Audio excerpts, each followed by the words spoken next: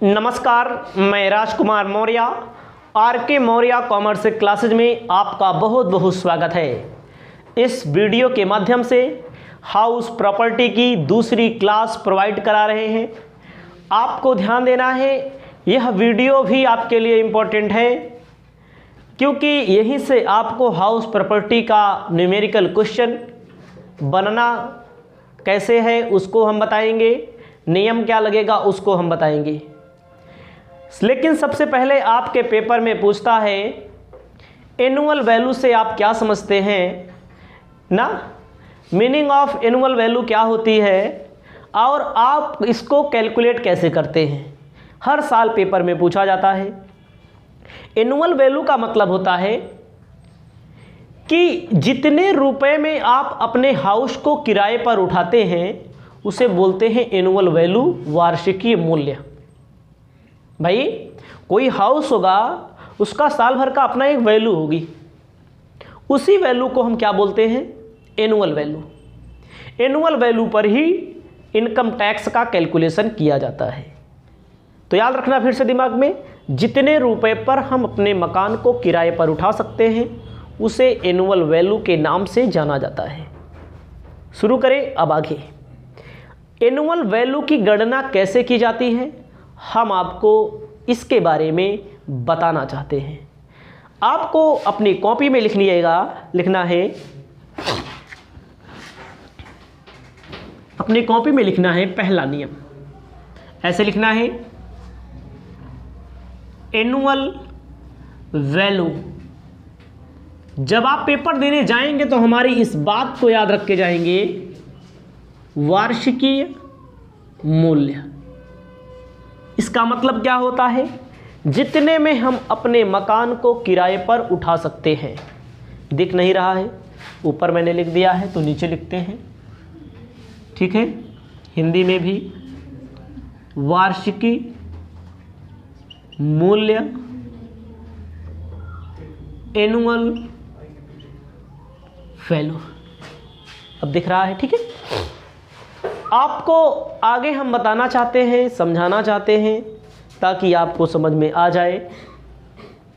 इसमें दो नियम होता है, एनुअल वैल्यू में दो नियम होता है। जब आरसीए अप्लाई हो, जब आरसीए ना अप्लाई हो। अपनी कॉपी में लिखिएगा, ऐसे बना लीजिएगा। जब आरसीए रेंट कंट्रोल एक्ट लागू होता है, जब आरसीए लागू नहीं होता है। याद रखना, यहां लिखिए, आरसीए लागू ना हो। आरसीए का फुल फॉर्म होता है रेंट कंट्रोल एक्ट। इंग्लिश में आप लिख लीजिएगा, ठीक है। रेंट कंट्रोल एक्ट, किराया नियंत्रण अधिनियम। समझ में आया छोटू? अब यहां लिखेंगे आरसीए लागू हो। रेंट कंट्रोल एक्ट के बारे में हम आपको बताते। आपको ध्यान देना है, आरसीए लागू ना हो, आरसीए लागू हो। याद रखना, अगर भूल हो गई तो आपकी जिम्मेदारी होगी, हम अपनी जिम्मेदारी नहीं दिखाएंगे। जब क्वेश्चन में स्टैंडर्ड रेंट दिया होगा तो इसका मतलब समझ जाना कि रेंट कंट्रोल एक्ट लागू होगा। जब क्वेश्चन में क्या दिया रहेगा, स्टैंडर्ड रेंट, मतलब हिंदी में मानक किराया, प्रमापित किराया, प्रमाप किराया। अब आपको ध्यान देना है मेरे भाई, क्या लिखेंगे, एनुअल वैल्यू की गणना कैसे की जाएगी। हमारे साथ लिखिए, म्युनिसिपल वैल्यू और फेयर रेंट। इन दोनों में जो मोर होगा, मोर का मतलब जो ज़्यादा होगा, उसे बोलेंगे एक्सपेक्टेड रेंट। उसके बाद एक्सपेक्टेड के बाद लिख दो एक्चुअल रेंट।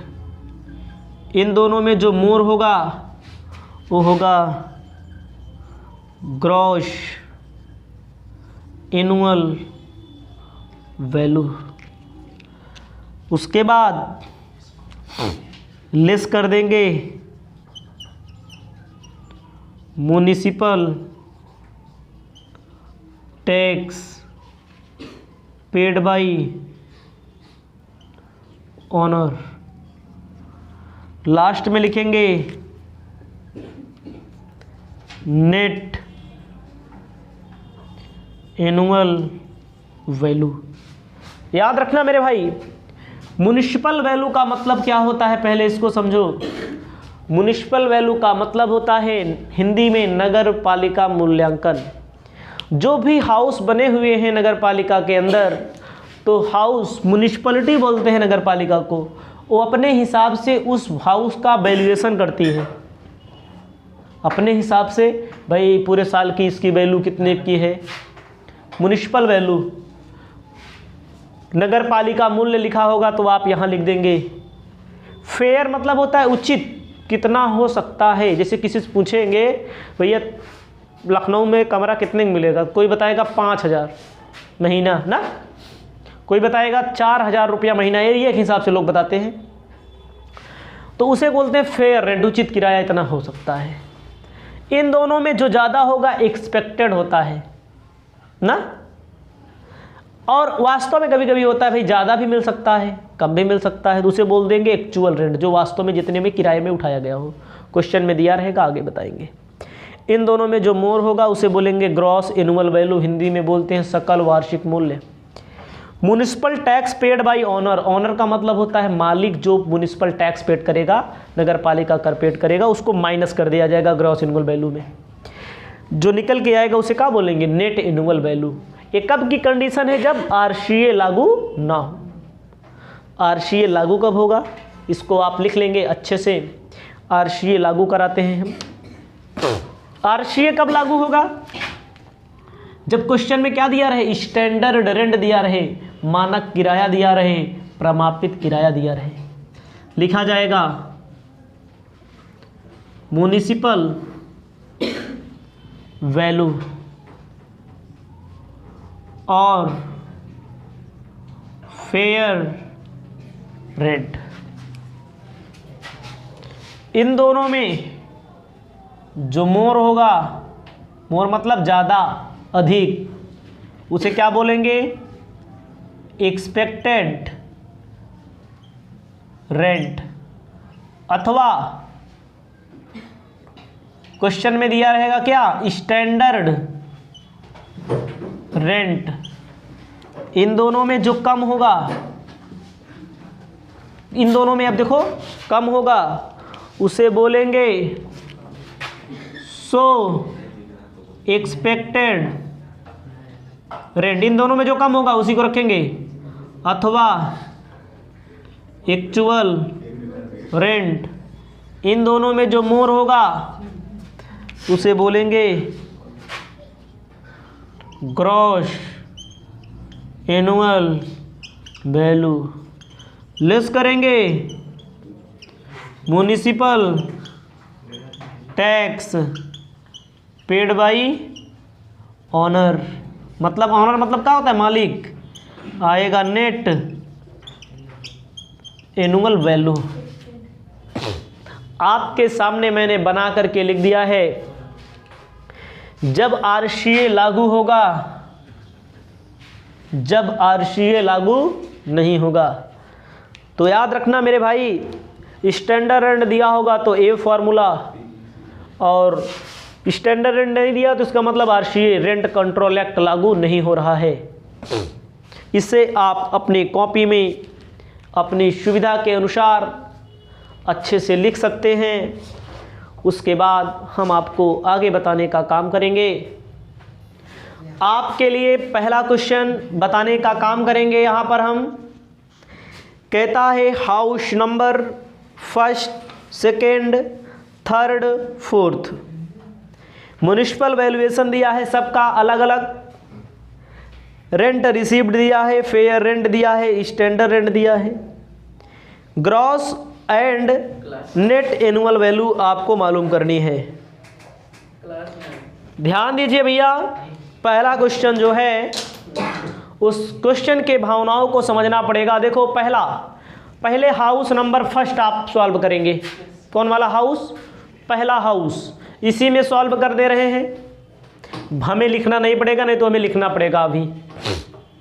तो देखो पहला वाला हाउस देखना है। पहले वाले हाउस में municipal value 30,000, rent receive 36,000, fair rent 38,000, standard rent 37,000।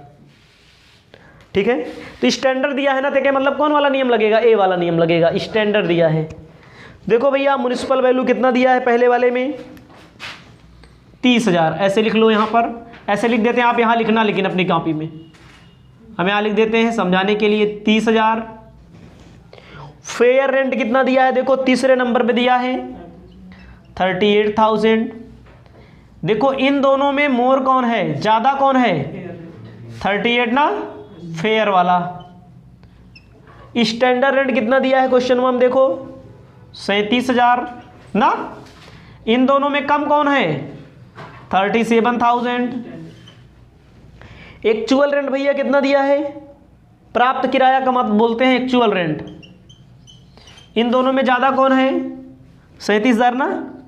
तो यही आपका 37,000 ग्रॉस एनुअल वैल्यू हो जाएगा। म्युनिसिपल टैक्स कोई दिया नहीं है, यही आपका 37,000 उत्तर आ जाएगा। आ गया उत्तर। आपको ध्यान देना है, आप इसे अपनी कॉपी में पहले लिखने का काम करेंगे।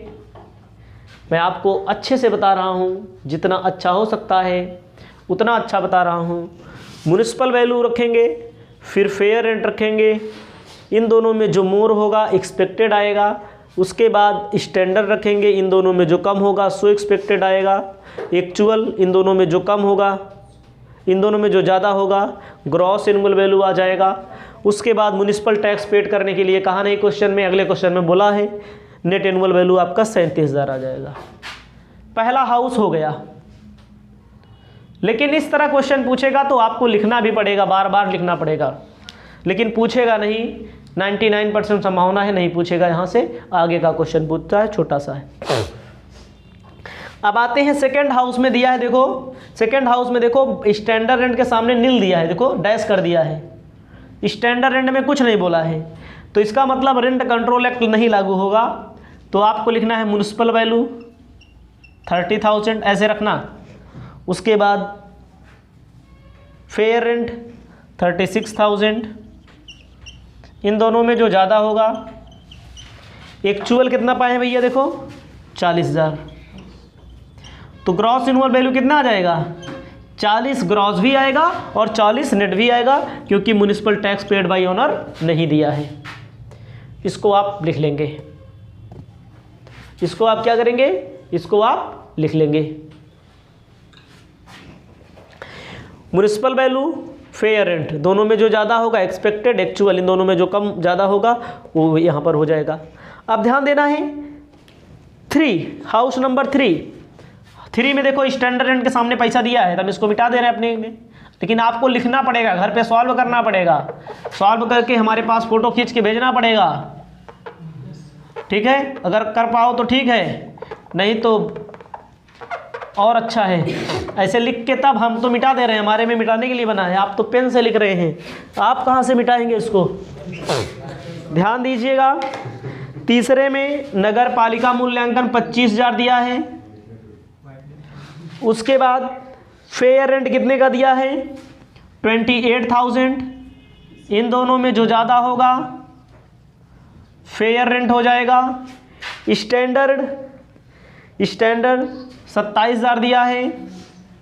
इन दोनों में जो कम होगा सो एक्सपेक्टेड हो जाएगा।